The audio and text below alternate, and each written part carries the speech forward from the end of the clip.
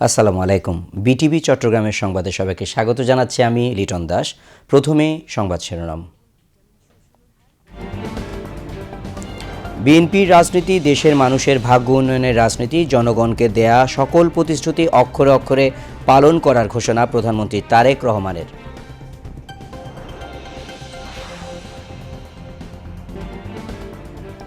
জুলাই গণঅভ্যুত্থানে মানবতাবিরোধী অপরাধের মামলায় আনিসুল হক ও সালমান এফ রহমানের বিরুদ্ধে পরবর্তী সাক্ষ্য গ্রহণ ৭ মে।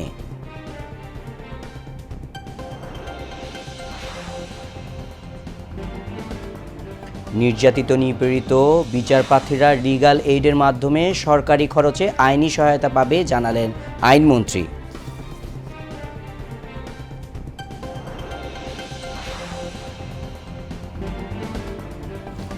গণমাধ্যমের স্বাধীনতা নিশ্চিতের পাশাপাশি ভুল ও অপতথ্যের ঝুঁকি থেকে জনগণকে সুরক্ষা দিতে চায় সরকার, বললেন তথ্য ও সম্প্রচার মন্ত্রী।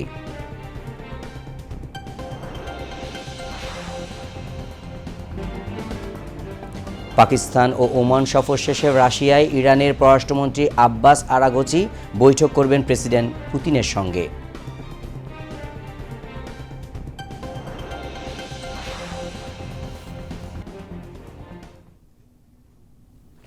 এতক্ষণ সংবাদ শিরোনাম শুনলেন, এবার বিস্তারিত। প্রধানমন্ত্রী তারেক রহমান বলেছেন, গ্যাসের সমস্যা সমাধানে মা বোনদের কষ্ট লাঘবে এলপিজি কার্ড দেয়া হবে। আজ যশোরের শার্শা উপজেলার উলশিতে খাল পুনঃখনন কর্মসূচির উদ্বোধন শেষে আয়োজিত সুধী সমাবেশে প্রধান অতিথির বক্তব্যে একথা বলেন তিনি। প্রধানমন্ত্রী বলেন, ডিগ্রি পর্যন্ত বিনা বেতনে মেয়েদের লেখাপড়ার ব্যবস্থা করবে সরকার।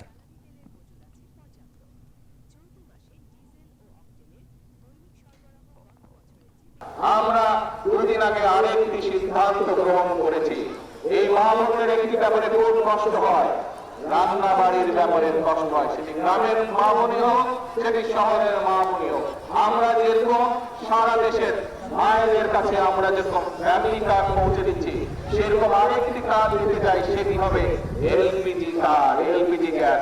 এটি আমরা মা বোনদেরকে পৌঁছে দিব, যাতে করে মা বোনদেরকে রান্না বান্নার জন্য কষ্ট করতে না হয়। আমরা মেয়েদের শিক্ষা ব্যবস্থা ইনশাআল্লাহ ডিগ্রি পর্যন্ত অথবা উচ্চতর পর্যন্ত ইনশাআল্লাহ বিনামূল্যে ব্যবস্থা করবো। শুধু এইটা হবে আমাদের এইবারকার কর্মসূচির একটি অংশ। শুধু মেয়েদের শিক্ষা ব্যবস্থা আমরা ডিগ্রি পর্যন্ত ফ্রি করবো না, একই সাথে আমাদের যে মেয়েরা ভালো রেজাল্ট করতে পারবে তাদের জন্য আমরা উপবৃত্তির ব্যবস্থা করবো সরকার থেকে, যাতে করে তারা আরো উচ্চতর শিক্ষা লাভ করতে পারে। শুধু তাই নয়, আমরা বিভিন্ন শিল্প উদ্যোক্তারা যারা আছে তাদেরকে আমরা দেখেছি, তাদের সাথে কথা বলছি, তাদের বিভিন্ন অসুবিধা যেগুলো আছে সেগুলো আমরা সরকারের পক্ষ থেকে সমাধানের চেষ্টা করছি, যাতে করে তারা নতুন নতুন শিল্প কারখানা তৈরি করে এবং যাতে করে এই দেশের যারা তরুণ যুবক আছে কর্মসংস্থান, যাতে কর্মসংস্থান নেই, যারা বেকার হয়েছে তারা যাতে কর্মসংস্থানের সুযোগ পায়, সেই কাজও আমরা শুরু করেছি। প্রধানমন্ত্রী তারেক রহমান বলেন, বিএনপির রাজনীতি দেশের মানুষের ভাগ্য উন্নয়নের রাজনীতি, জনগণকে দেয়া সকল প্রতিশ্রুতি অক্ষরে অক্ষরে পালন করবে বিএনপি। জুলাই সনদকে যারা নিজ স্বার্থে ব্যবহার করতে চায় তারা সফল হলে জনগণের কল্যাণে নেওয়া কর্মসূচি ব্যাহত হবে। তাদের বিষয়ে সতর্ক থাকার আহ্বান প্রধানমন্ত্রীর। তিনি বলেন, গণভোটের রায়কে ভিন্ন খাতে নেওয়ার চেষ্টা করছে কিছু রাজনৈতিক দল। আমরা যে মহান মানুষকে দিয়েছি, যে প্রতিশ্রুতি দিয়েছি, আমরা যতদিন বাংলাদেশের মানুষের সমর্থন থাকবে, যে পর্যন্ত বিএনপি সরকার পরিচালনার দায়িত্বে থাকবে, আমরা আমাদের প্রতিশ্রুতি, জনগণকে দেওয়ার প্রতিশ্রুতি আমরা চেষ্টা করবো ইনশাআল্লাহ অফ করে পালন করার জন্য। আমাদের রাজনীতি, বাংলাদেশ জাতীয়তাবাদী দল বিএনপির রাজনীতি হচ্ছে এই দেশকে ঘিরে রাজনীতি। আমাদের রাজনীতি হচ্ছে মানুষের ভাগ্য পরিবর্তনের রাজনীতি। 2024 সালের 5ই আগস্ট এই স্বৈরাচারকে বিদায় করেছি, তারপরে আমরা সংসদের দক্ষিণ প্লাজায় সকল রাজনৈতিক দল একত্রিত হয়ে জুলাই সনদ আমরা স্বাক্ষর করেছি। আজ এই হাজারো জনতার সামনে আমি পরিষ্কার ভাবে বলে দিয়ে যেতে চাই, পার্লামেন্টের জাতীয় সংসদের দক্ষিণ প্লাজায় যে জুলাই সনদ বিএনপি সহ অন্যান্য রাজনৈতিক দল স্বাক্ষর করেছে, আমরা সেই স্বাক্ষরিত জুলাই সনদের প্রত্যেকটি লাইন, প্রত্যেকটি শব্দ ইনশাআল্লাহ পর্যায়ক্রমিক ভাবে এই সরকার বাস্তবায়ন করবে। অনুষ্ঠানে অন্যান্যের মধ্যে পানি সম্পদ মন্ত্রী শহীদুদ্দিন চৌধুরী এনি, প্রতিমন্ত্রী ফরহাদ হোসেন আজাদ, এলজিআরডি প্রতিমন্ত্রী মীর শাহে আলম সহ স্থানীয় নেতৃবৃন্দ বক্তব্য রাখেন। অনুষ্ঠান সঞ্চালনা করেন বিদ্যুৎ ও জ্বালানি প্রতিমন্ত্রী অমিত ইসলাম। এর আগে যশোর পৌঁছে প্রধানমন্ত্রী তারেক রহমান শার্শা উপজেলার উলশি খাল পুনঃখনন কর্মসূচির উদ্বোধন করেন। পরে বিশেষ মোনাজাত অনুষ্ঠিত হয়। এই সময় স্বাস্থ্যমন্ত্রী মোহাম্মদ সাখাওয়াত হোসেন, পানি সম্পদ মন্ত্রী শহীদুদ্দিন চৌধুরী এনি, প্রতিমন্ত্রী ফরহাদ হোসেন আজাদ এবং এলজিআরডি প্রতিমন্ত্রী মীর শাহে আলম, বিদ্যুৎ ও জ্বালানি প্রতিমন্ত্রী অমিত ইসলাম সহ স্থানীয় সংসদ সদস্যগণ উপস্থিত ছিলেন। খাল খনন কর্মসূচির উদ্বোধন শেষে প্রধানমন্ত্রী তারেক রহমান সেখানে 2টি গাছের চারা রোপণ করেন।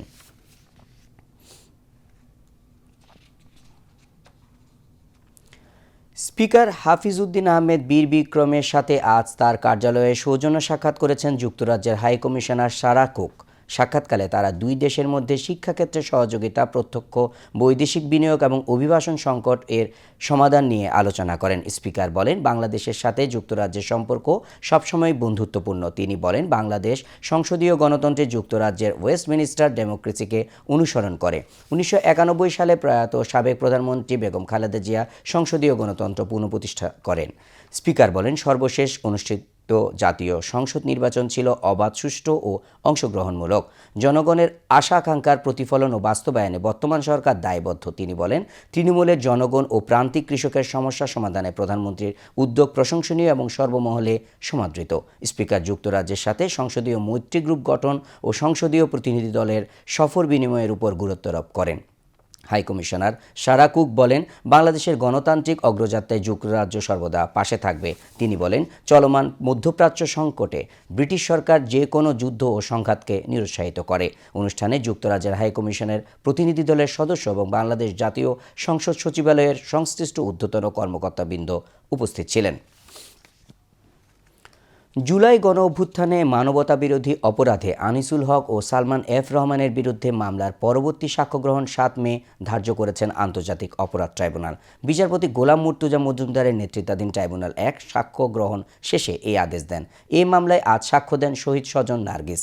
পরে জেআইসিতে গুম নির্যাতন মামলায় শেখ হাসিনা ও সেনা কর্মকর্তা সহ 13 জনের বিরুদ্ধে জবানবন্দি দেয়া অবসরপ্রাপ্ত ব্রিগেডিয়ার জেনারেল আবদুল্লাহিল আমান আজমির অবশিষ্ট জেরা শুরু হয় এই ট্রাইব্যুনালে। এই মামলায় তাকে জেরা করেন সেনা কর্মকর্তাদের পক্ষের আইনজীবী। এদিকে জুলাই গণ অভ্যুত্থানে মানবতা বিরোধী অপরাধের মামলায় ওবায়দুল কাদের সহ 7 জনের বিরুদ্ধে জবানবন্দি দেয়া তদন্ত কর্মকর্তাকে আজ তৃতীয় দিনের মতো জেরা করছেন আসামি পক্ষের আইনজীবীরা। গতকাল তদন্ত কর্মকর্তা আহমেদ নাসির উদ্দিন মোহাম্মদকে দ্বিতীয় দিনের জেরা করেন আসামি পক্ষ। হামের টিকা নিয়ে অবহেলা ও গাফিলতি প্রসঙ্গে স্বাস্থ্য মন্ত্রণালয়ের গঠিত তদন্ত কমিটির প্রতিবেদন 2 সপ্তাহের মধ্যে দাখিলের নির্দেশ দিয়েছেন হাইকোর্ট। একই সঙ্গে হামের ভ্যাকসিন কার্যক্রম নিয়মিত রাখার আদেশ দেন উচ্চ আদালত। সোমবার বিচারপতি রাজিক আল জলিলের নেতৃত্বে হাইকোর্টের একটি দ্বৈত বেঞ্চ এই আদেশ দেন। বিগত 2 বছরে হামের টিকা কার্যক্রম অবহেলার সঙ্গে জড়িত ব্যক্তিদের বিরুদ্ধে কেন ব্যবস্থা নেওয়া হবে না তা জানতে চেয়ে রুলও দেওয়া হয়েছে। টানা 2 মাসে হামের সংক্রমণে বিপর্যস্ত জনজীবন। প্রতিদিন শিশুরা হামের সংক্রমণে মারা যাচ্ছে। রোববার একদিনে 11 জন শিশুর হামে মৃত্যু হয়। এ পর্যন্ত 250-এর বেশি শিশু হামে আক্রান্ত হয়ে মারা গেছে। হামের প্রকোপ মোকাবেলা ও শিশুদের স্কুল বন্ধ চেয়ে হাইকোর্টে করা ব্যারিস্টার পূর্ণিমা জাহানের এক রিটের প্রেক্ষিতে এ আদেশ দেন আদালত।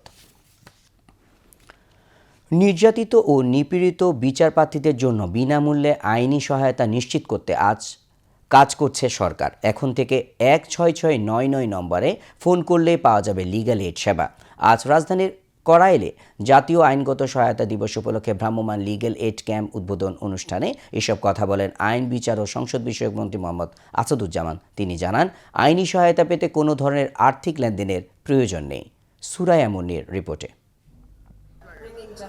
রাজধানীর কাকরাইল বস্তির এরশাদ মাঠে জার্মান দূতাবাসের সহায়তায় জাতীয় আইনগত সহায়তা দিবস উপলক্ষে উদ্বোধন অনুষ্ঠানের আয়োজন করা হয়। এই কর্মসূচির মাধ্যমে দরিদ্র ও সুবিধাবঞ্চিত মানুষের দোরগোড়ায় আইনি সহায়তা পৌঁছে দেওয়ার উদ্যোগ নেওয়া হয়েছে। এই কর্মসূচিতে নির্যাতিত নিপীড়িত বিচারপ্রার্থী যে কেউ আইনি সহায়তা পাবে। এখানে কোনো আর্থিক লেনদেনের বিষয় থাকবে না জেনে সন্তোষ প্রকাশ করেন সাধারণ মানুষ। সরকারের এই উদ্যোগের ফলে আইনি সহায়তা এখন আরও সহজলভ্য হচ্ছে বলে মনে করছেন সংশ্লিষ্টরা। বিশেষ করে দরিদ্র ও নির্যাতিত মানুষের জন্য এটি একটি বড় সহায়তা হিসেবে কাজ করবে বলে জানান তারা। আমাদের কোনো সমস্যা হইলে আমরা জানাইতে পারবো, আমরা বিচার পাবো, এটা আমাদের লাগি ভালো। দেশ গ্রামে অনেকে আছে জমি জমা নিয়ে মামলা চলতে আছে, আমরা মামলা চালাইতে পারতেছি না। সরকার যদি আমাকে সহযোগিতা করে তাহলে এটা আমাদের ভালো না। নোটিশটা পাইছি, এটা পাইছি, এতে খুব সুবিধা হইবে আগে লিগেলে, যে কোনো সময় কল দিতে পারবো আগে। সরকারের যে উদ্যোগ নিয়েছে এই জন্য ভালো লাগছে। কোনো লোক নির্যাতিত হইলে তারপরে সহযোগিতা করবে, এই জন্য ভালো লাগছে। আইনি সহায়তা মানুষের অধিকার আদায়ের অন্যতম গুরুত্বপূর্ণ প্ল্যাটফর্ম। এই সেবার মাধ্যমে আদালতে যাওয়ার আগেই অনেক সমস্যার সমাধান করা সম্ভব বলে জানান আইনমন্ত্রী মোহাম্মদ আসাদুজ্জামান। তিনি বলেন, লিগ্যাল এইড সেবা থেকে কেউ বঞ্চিত হলে সরকার তার পাশে থাকবে এবং প্রয়োজনীয় সহায়তা দেবে। এই লিগ্যাল এইড কর্মসূচির মধ্যে আমরা কিছু নতুনত্ব এনেছি, যেমন যৌতুকের মামলা, দেনমোহর ভরণ পোষণের মামলা, চেক ডিজনারের মামলা। এই ছোট ছোট মামলাগুলো বছরের পর বছর আদালতে ঘুরে এবং দেখা যায় যে আদালতে একদিকে যেমন লিটিগেন্ট পিপুল হয়রানির শিকার হচ্ছে, অন্যদিকে আদালতের মামলার জট বাড়ছে। সেই কারণে আমরা লিগ্যাল এইড কর্মসূচিকে সামনে এনে মানুষের দোরগোড়ায় পৌঁছে দিয়ে বলতে চাই, আদালতে যাওয়ার আগে আপনারা নিজেদের মধ্যে মীমাংসা করে সমস্যার সুষ্ঠু সমাধান করেন। যৌন নির্যাতন ও হয়রানির শিকার হওয়া মানুষগুলো আদালতে যাওয়ার আগেই দ্রুততম সময়ে বিচার পাবে। এ সময় তিনি আদালতে মামলার জট কমানোর তাগিদ দেন। নির্যাতিত ব্যক্তি আইনি সহায়তা পেতে 16699 নম্বরে ফোন করলেই এ সেবা পাওয়া যাবে বলে জানান মন্ত্রী। বাংলাদেশে 40 লক্ষের উপরে মামলা পেন্ডিং আছে। আমরা মামলার জট কমাতে চাই। আমরা একদিকে মামলার জট যেমন কমাতে চাই, আর একদিকে মামলার ফ্লো কমাতে চাই। এই দুইটাকে সামনে রেখেই আমরা লিগ্যাল এইড কর্মসূচি দিয়েছি এবং লিগ্যাল এইড কর্মসূচির মধ্যে আপনার মিডিয়েশনের ব্যবস্থা করেছি। এই মিডিয়েশনে একদিকে যেমন যেগুলো ছোটোখাটো মামলা আছে সেইগুলো যদি কেউ মনে করেন মামলা চলা অবস্থায় সে মিডিয়েশন করে চলে যাবেন, সেইটা যেমন সহজতর পথ হবে। এর আগে জার্মান দূতাবাসের প্রতিনিধির সমন্বয়ে এই আইনি সহায়তা ক্যাম্প উদ্বোধন করেন আইনমন্ত্রী। Suraiya Munni, BTV news, Dhaka. তথ্য ও সম্প্রচার মন্ত্রী জহিরুদ্দিন স্বপন বলেছেন, সরকার গণমাধ্যমের স্বাধীনতা নিশ্চিতের পাশাপাশি ভুল তথ্য ও অপতথ্যের ঝুঁকি থেকে জনগণকে সুরক্ষা দিতে চায়। তিনি বলেন, বর্তমান প্রযুক্তির বিশ্বে ডিজিটাল প্ল্যাটফর্মকে একটি নিয়মনীতি ও শৃঙ্খলার মধ্যে আনা প্রয়োজন, তবে তা একক কোনো দেশের পক্ষে সম্ভব না। এক্ষেত্রে সকল দেশকে সম্মিলিতভাবে এগিয়ে আসতে হবে। সোমবার সচিবালয়ে নিজ দপ্তরে ঢাকায় নিযুক্ত মার্কিন রাষ্ট্রদূত ব্র্যান্ট ট্রি ক্রিস্টেনসেনের সঙ্গে বৈঠক শেষে সাংবাদিকদের এইসব কথা বলেন তিনি। সরকার গণমাধ্যমের বিভিন্ন অংশীজনের সঙ্গে নিয়মিত বৈঠক করছে উল্লেখ করে তথ্যমন্ত্রী বলেন, এইসব বৈঠক থেকে প্রাপ্ত প্রস্তাব পর্যালোচনা করে একটি রোডম্যাপ তৈরি করা হবে। এই সময় মার্কিন যুক্তরাষ্ট্র সাংবাদিক সহ বাংলাদেশি শিক্ষার্থীদের বিভিন্ন ক্যাটাগরিতে মেধাবৃত্তির বিষয়টি আরও বাড়াতে আগ্রহ প্রকাশ করেছে বলে জানান তথ্যমন্ত্রী।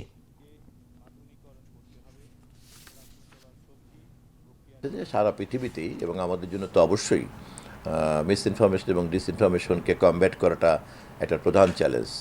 তথ্য মন্ত্রণালয়ের দিক থেকেও এটা আমাদের জন্য একটা এখন যুদ্ধে পরিণত হয়েছে। বিশেষ করে ডিজিটাল প্ল্যাটফর্মগুলিতে যেভাবে মানুষের জন্য সুযোগ রয়ে গেছে, সেই সুযোগে অপতথ্য প্রচারকারীরা একটা বড় ধরনের সমস্যা তৈরি করছে সমাজ জীবনে, রাষ্ট্র জীবনে, নাগরিক জীবনে। এবং সেই ক্ষেত্রে রাষ্ট্র এবং সরকার কিভাবে জনগণকে এই অপতথ্যের হাত থেকে সুরক্ষা দিতে পারে, এটা আমাদের জন্য একটা বড় চ্যালেঞ্জ। একসময় চ্যালেঞ্জ ছিল গণমাধ্যমের ফ্রিডম, এখন শুধু ফ্রিডম নয়, ব্যালেন্সড ফ্রিডমটা কিন্তু একটা ইম্পর্টেন্ট। কারণ যারা ফ্রিডম এক্সারসাইজ করছেন, সেটা প্রতিষ্ঠান হোক অথবা সেটা ব্যক্তিই হোক, বিশেষ করে যখন সোশ্যাল মিডিয়াতে আমরা দেখছি যে এই ফ্রিডমের অপব্যবহারটা এমন হচ্ছে যা সাধারণ মানুষের জন্য অনেক বেশি ভুক্তভোগী হয়ে পড়ছেন তারা। অতএব গণমাধ্যমের স্বাধীনতা এবং অপতথ্যের হাত থেকে জনগণকে সুরক্ষা দেওয়া, দুটো কাজই তথ্য মন্ত্রণালয়কে একসঙ্গে করতে হচ্ছে। শিক্ষা এবং প্রাথমিক ও গণশিক্ষামন্ত্রী ডক্টর আ.ন.ম এহসানুল হক মিলনের সঙ্গে আজ সচিবালয়ে ঢাকায় নিযুক্ত পাকিস্তানের হাইকমিশনার ইমরান হায়দার সৌজন্য সাক্ষাৎ করেন। সাক্ষাৎকালে দুই দেশের মধ্যকার শিক্ষা খাতের উন্নয়ন এবং দ্বিপাক্ষিক স্বার্থ সংশ্লিষ্ট বিষয় নিয়ে আলোচনা করেন তারা। এ সময় পাকিস্তানের ডেপুটি হাইকমিশনার মোহাম্মদ ওয়াসিফ উপস্থিত ছিলেন। এর আগে শিক্ষা ও প্রাথমিক ও গণশিক্ষামন্ত্রী ডক্টর আ.ন.ম এহসানুল হক মিলনের সঙ্গে ইউকে ম্যানেজমেন্ট কলেজ এর সিইও এবং central university of science and technology এর চেয়ারম্যান মোহাম্মদ জাহিদুল ইসলামের নেতৃত্বে একটি প্রতিনিধি দল সৌজন্য সাক্ষাৎ করেন। এ সময় ইউনিভার্সিটি অফ ওয়েলভারহ্যাম্পটন এর পরিচালক ডক্টর রবিন ক্যারি এবং ডক্টর ডেভিড অ্যাটকিনসন এর উপস্থিত ছিলেন। পরে শিক্ষা এবং প্রাথমিক ও গণশিক্ষামন্ত্রী ডক্টর আ.ন.ম এহসানুল হক মিলনের সঙ্গে তুরস্কের রাষ্ট্রদূত রামিজ শানের সৌজন্য সাক্ষাৎ করেন। এছাড়া ঢাকায় নিযুক্ত মালয়েশিয়া হাইকমিশনার মোহাম্মদ সুহাদা উতম্যানের নেতৃত্বে একটি প্রতিনিধি দল শিক্ষামন্ত্রী ডক্টর আ.ন.ম এহসানুল হক মিলনের সঙ্গে সৌজন্য সাক্ষাৎ করেন। সম্প্রতি সামাজিক মাধ্যমে ছড়ানো হয়েছে তারেক রহমানের আমন্ত্রণে বিল গেটসের ঝটিকা সফরের সংবাদ, তবে ফ্যাক্ট চেকে জানা গেছে এটি বিভ্রান্তিকর। প্রধানমন্ত্রী প্রেস সচিব সালেহ শিবলি সাম্প্রতিক নয়, বরং এদিকে 2005 সালে বিএনপি সরকারের সময়কার একটি ঘটনা বলে উল্লেখ করেছেন।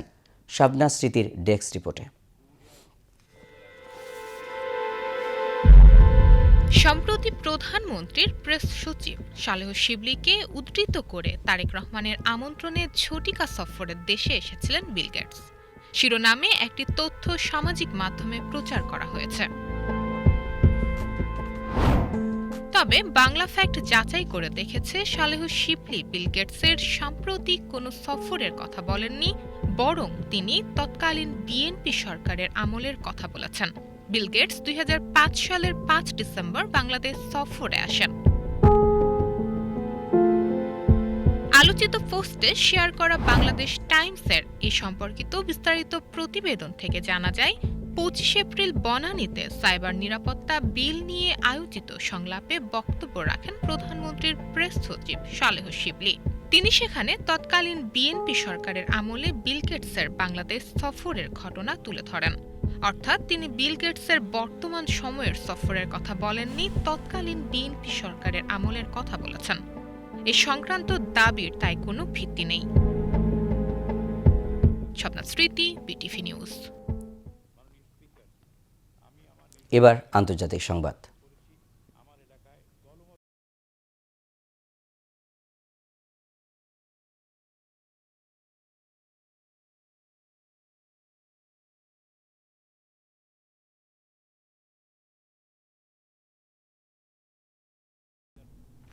যুক্তরাষ্ট্রের সঙ্গে সমঝোতায় পৌঁছাতে নতুন প্রস্তাব দিয়েছে ইরান। পাকিস্তানের মধ্যস্থতায় ইরান নতুন প্রস্তাবের কথা জানিয়েছে। এ প্রস্তাবে হুরমুজ প্রণালী পুনরায় খুলে দেওয়া এবং চলমান যুদ্ধের অবসান চাওয়া হয়েছে। হুরমুজ প্রণালী খুলে দেওয়ার প্রস্তাবে রাজি হলেও পারমাণবিক ইস্যুতে রাজি নয় ইরান। পারমাণবিক ইস্যুতে আলোচনা পরবর্তী ধাপে নেওয়ার কথা জানিয়েছে দেশটি। বর্তমানে মস্কোয় অবস্থানরত ইরানের পররাষ্ট্রমন্ত্রী আব্বাস আগারগাছি গতকাল পাকিস্তান সফর করে এসব প্রস্তাবের তালিকা পাকিস্তানের কাছে হস্তান্তর করে বলে ইরানের রাষ্ট্রীয় সংবাদ সংস্থা ফার্স নিউজ এজেন্সি জানায়। এর আগে মার্কিন প্রেসিডেন্ট ডোনাল্ড ট্রাম্প ফক্স নিউজকে দেয়া সাক্ষাৎকারে বলেন, দুদেশের মধ্যে চলমান যুদ্ধ বন্ধে ইরান যদি আলোচনা করতে চায় তবে তারা যুক্তরাষ্ট্রের সঙ্গে সরাসরি যোগাযোগ করতে পারে। এদিকে রাশিয়া সফররত ইরানি পররাষ্ট্রমন্ত্রী সেন্ট পিটার্সবার্গে রুশ প্রেসিডেন্ট ভ্লাদিমির পুতিনের সঙ্গে বৈঠক করবেন বলে জানিয়েছে দেশটির গণমাধ্যম। বৈঠকে তিনি আলোচনার সর্বশেষ অবস্থা, যুদ্ধবিরতি ও সাম্প্রতিক ঘটনাবলী তুলে ধরবেন। জাকিয়া জামান আনিকার ডেস্ক রিপোর্টে। হরমুজ প্রণালী পুনরায় চালু করা সহ যুদ্ধের অবসান নিয়ে যুক্তরাষ্ট্রকে একটি নতুন প্রস্তাব দিয়েছে ইরান। পাকিস্তানি মধ্যস্থতাকারীদের মাধ্যমে ইরান যুক্তরাষ্ট্রকে এই প্রস্তাব দিয়েছে। প্রস্তাবে পারমাণবিক আলোচনা পরবর্তী পর্যায়ের জন্য স্থগিত রাখার কথাও বলা হয়েছে। এদিকে পাকিস্তান ও ওমান সফর শেষে রাশিয়ার প্রেসিডেন্ট ভ্লাদিমির পুতিনের সঙ্গে বৈঠক করবেন ইরানের পররাষ্ট্রমন্ত্রী আব্বাস আরাকচি। ইরানের বার্তা সংস্থার খবরে বলা হয়েছে, প্রেসিডেন্ট পুতিনের সঙ্গে আরাকচির এই বৈঠকে রাশিয়ার পররাষ্ট্রমন্ত্রী সের্গেই লেভরভও অংশ নেবেন। এর আগে ওমান সফর শেষে এক বার্তায় ইরানের পররাষ্ট্রমন্ত্রী আব্বাস আরাকচি বলেন, বন্ধুপ্রতিম প্রতিবেশীরা যাতে হরমুজ প্রণালীর নিরাপদ ব্যবহারের মাধ্যমে লাভবান হতে পারে তার উপায় নিয়ে মাস্কাটের নেতৃবৃন্দের সঙ্গে সফল আলোচনা হয়েছে। এদিকে ভিয়েনায় আন্তর্জাতিক সংস্থায় নিযুক্ত রাশিয়ার দূত মিখাইল আলয়নভ বলেছেন, ইরানের সঙ্গে আলোচনা এগিয়ে নিতে যুক্তরাষ্ট্রকে ব্ল্যাকমেইল, আল্টিমেটাম ও ডেডলাইন দেওয়ার কৌশল ছাড়তে হবে। অন্যদিকে ইরান যুদ্ধ নিয়ে অনড় অবস্থার কথা জানিয়েছেন মার্কিন প্রেসিডেন্ট ডোনাল্ড ট্রাম্প। তিনি বলেন, এই যুদ্ধে জয়ী হওয়া থেকে কোনো কিছুই তাকে আটকাতে পারবে না। যুক্তরাষ্ট্রের নৌ অবরোধের কারণে ইরানের তেল অবকাঠামো আগামী 3 দিনের মধ্যেই মারাত্মক ঝুঁকির মধ্যে পড়তে পারে বলে ইঙ্গিত দিয়েছেন ট্রাম্প। রোববার ফক্স নিউজে দেয়া এক সাক্ষাৎকারে তিনি বলেন, অবরোধের কারণে ইরান তেল জাহাজে তুলতে পারছে না, যে কারণে পাইপলাইনে জমে থাকা তেলের চাপ থেকে যে কোনো সময় বিস্ফোরণ ঘটতে পারে। এত হুমকি ধামকির মাঝেও আলোচনার পথ এখনও বন্ধ হয়নি বলেও ইঙ্গিত দিয়েছেন ট্রাম্প। এর আগে মার্কিন দূতদের ইসলামাবাদ সফর বাতিল করেন তিনি। তবে দুই রাষ্ট্রের আলোচনা ফোন কলের মাধ্যমে হতে পারে বলেও ইঙ্গিত দিয়েছেন মার্কিন president. If they want to talk, they can come to us or they can call us. You know, there is a telephone. We have nice secure lines, although I'm not sure any telephone line is secure, frankly. But we have secure lines, and if they want, we can talk. But we're not sending people to travel 18 hours to meet. Zakia Zaman Anika, BTV news. চলমান যুদ্ধবিরতির মধ্যে দক্ষিণ লেবাননে আবারও হামলা চালিয়েছে Israel. নতুন করে চালানো ইসরায়েলি এই হামলায় নিহত হয়েছে শিশুসহ 14 জন। পাল্টা ব্যবস্থা নিয়েছে ইসরায়েলি বাহিনীর অবস্থান লক্ষ্য করে একাধিক হামলা চালানো হয়েছে বলে দাবি করেছে হিজবুল্লাহ। এদিকে দক্ষিণ লেবাননের সামরিক অভিযান কালে এক ইসরায়েলি সেনা নিহত ও 6 জন আহত হয়েছে বলে জানিয়েছে ইসরায়েলি প্রতিরক্ষা বাহিনী আইডিএফ। ইসরায়েল ও লেবাননের হিজবুল্লাহ একে অপরের বিরুদ্ধে যুদ্ধবিরতি লঙ্ঘনের অভিযোগ করছে। যুক্তরাষ্ট্রের মধ্যস্থতায় হওয়া যুদ্ধবিরতি সত্ত্বেও ইসরায়েলি বাহিনী দক্ষিণ লেবাননে হামলা অব্যাহত রেখেছে। এতে হাজারো মানুষ আবার তাদের ঘরবাড়ি ছেড়ে পালাতে বাধ্য হচ্ছেন বলে জানিয়েছে বিভিন্ন রাজনৈতিক গণমাধ্যম। এদিকে ইসরায়েলের প্রধানমন্ত্রী বেনিয়ামিন নেতানিয়াহুকে ক্ষমতা থেকে সরাতে মাঠে নামছেন তার দুই প্রধান রাজনৈতিক প্রতিদ্বন্দ্বী। দেশটির দুই সাবেক প্রধানমন্ত্রী নাফতালি বেনেট ও ইয়ার লাপিদ তাদের দল একত্রিত করে চলতি বছরের শেষে অনুষ্ঠেয় নির্বাচনে একসঙ্গে লড়াইয়ের সিদ্ধান্ত নিয়েছেন। রোববার এক যৌথ বিবৃতিতে কট্টরপন্থী বেনেট ও মধ্যপন্থী লাপিদ এ ঘোষণা দেন। বেনেটের রাজনৈতিক দল বেনেট 2026 এবং লাপিদের ইজেশ আতিত মিলে গঠিত নতুন জোটের নাম রাখা হয়েছে টুগেদার। এর নেতৃত্বে থাকবেন বেনেট নিজেই। আবারও দেশের খবর। তীব্র তাপদাহের পর গতকালের বৃষ্টি রাজধানীসহ দেশের বিভিন্ন স্থানে যেন স্বস্তির সুবাতাস বয়ে নিয়ে এসেছে। গ্রীষ্মের প্রখর রোদ তার গরমে অতিষ্ঠ নাগরিক জীবন পেয়েছে সুশীতল পরিবেশ। তবে এর বিপরীত চিত্রটি বেশ ভয়াবহ। হঠাৎ বৃষ্টির সাথে হঠাৎ বজ্রপাতে সারা দেশে একদিনে মারা গেছেন 14 জন। বিস্তারিত ডেস্ক রিপোর্টে।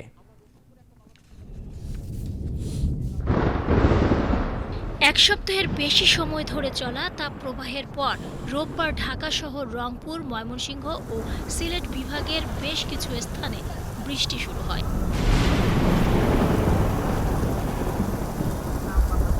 সঙ্গে ছিল বজ্রপাত।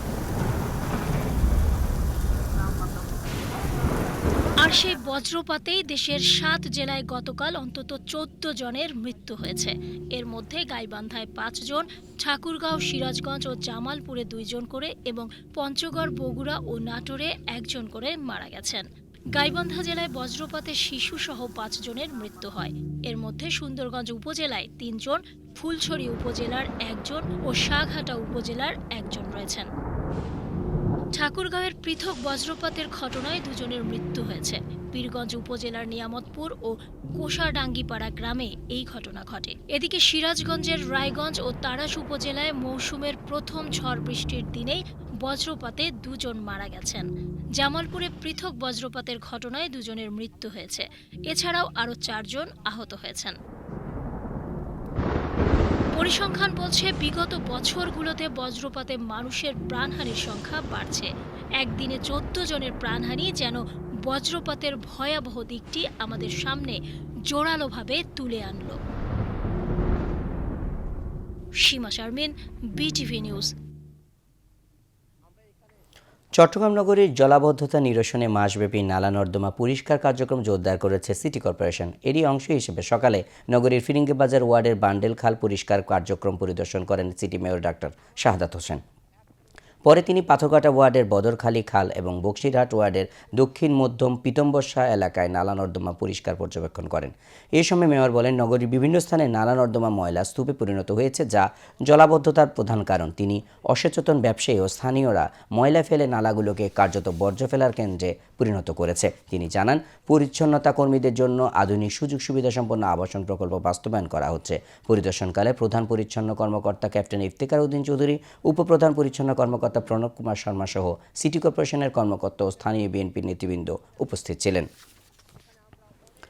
কক্সবাজারের টেকনাফ উপজেলায় বিপুল পরিমাণে ইয়াবা, বিদেশি আগ্নেয়াস্ত্র ও গোলাবারুদ সহ উদ্ধার করেছে নৌবাহিনী। গোপন সংবাদের ভিত্তিতে নৌবাহিনীর বিশেষায়িত ফোর্স সোয়ার্টস সহ 2টি দল উপজেলার খিলা ইউনিয়নের ফুলেল ডেল এলাকায় একটি বাড়িতে তল্লাশি করে 3টি রাইফেল, 8টি ম্যাগাজিন ও 190 রাউন্ড গুলি ও 10 রাউন্ড কার্তুজের খোসা উদ্ধার করা হয়। পাশাপাশি ঘটনাস্থলে পাচারের জন্য মজুত রাখা 28,000 পিস ইয়াবা জব্দ করা হয়। পরে উদ্ধারকৃত অস্ত্র, গোলাবারুদ ও মাদকদ্রব্য টেকনাফ থানায় হস্তান্তর করা হয়।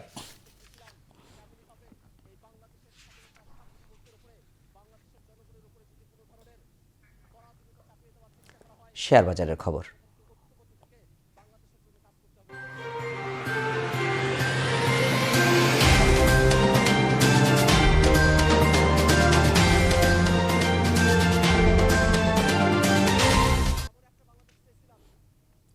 একদিনের ব্যবধানে চট্টগ্রাম স্টক এক্সচেঞ্জে শেয়ারের দরপতন হয়েছে। আজ শেয়ার লেনদেন ও মূল্য সূচক দুটোই কমে গেছে। দিন শেষে সার্বিক সূচক দাঁড়িয়েছে 14,830.67, যা গতকালের চেয়ে শতকরা 0.24 কম। এছাড়া সিসি 30-এর মূল্য সূচক দাঁড়ায় 13,073.11, যা গতকালের চেয়ে শতকরা 0.50 কম। আজ 214টি কোম্পানির 65,91,210টি শেয়ার লেনদেন হয়, যার মূল্য 22,53,96,000 টাকারও বেশি। এর মধ্যে 80টি কোম্পানির শেয়ার দাম বেড়েছে, 110টির কমেছে এবং 24টির দাম অপরিবর্তিত রয়েছে। এবার আন্তর্জাতিক মুদ্রা বাজারের খবর।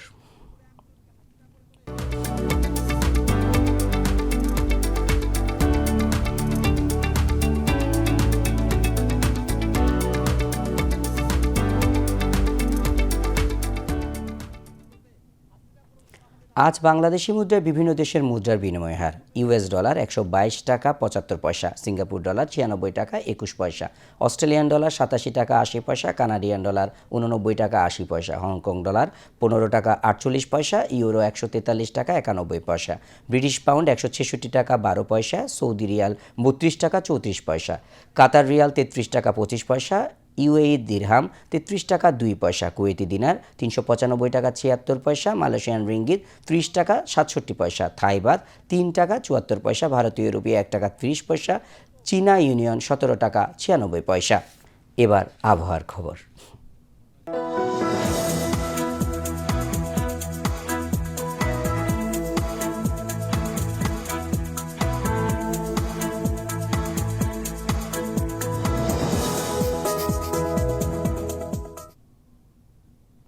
পতেঙ্গা আবহাওয়া অফিস জানিয়েছে, আগামীকাল সন্ধ্যে 6টা পর্যন্ত চট্টগ্রাম এবং পার্শ্ববর্তী এলাকায় আকাশ সাময়িকভাবে আংশিক মেঘলা সহ প্রধানত শুষ্ক আবহাওয়া বিরাজ করতে পারে।